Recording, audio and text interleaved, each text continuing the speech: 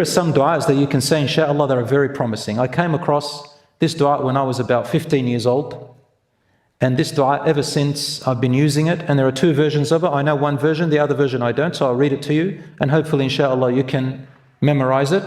The Prophet ﷺ once said, there is a name of Allah that whoever uses it, no du'a will be rejected.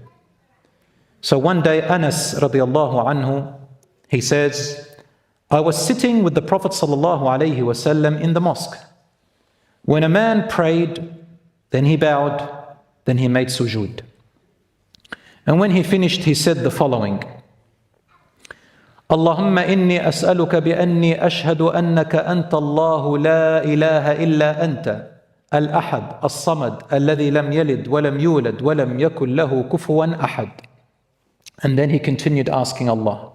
In another version it is, Allahumma inni as'aluka bi'anna laka al-hamd la ilaha illa ant wahdaka la sharika lak al-mannan badi'u as-samawati wal-ard ya dhal jalali wal-ikram ya hayyu ya qayyum.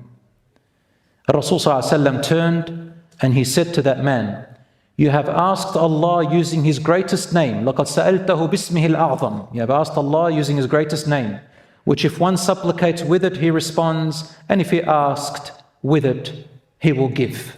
So there's two types Allah does, either responds or He gives. Ujib means He responds in the best way that is good for you. Yu'atiq, so su'al means He gives you exactly what you want. And he said, you asked Allah in that glory name.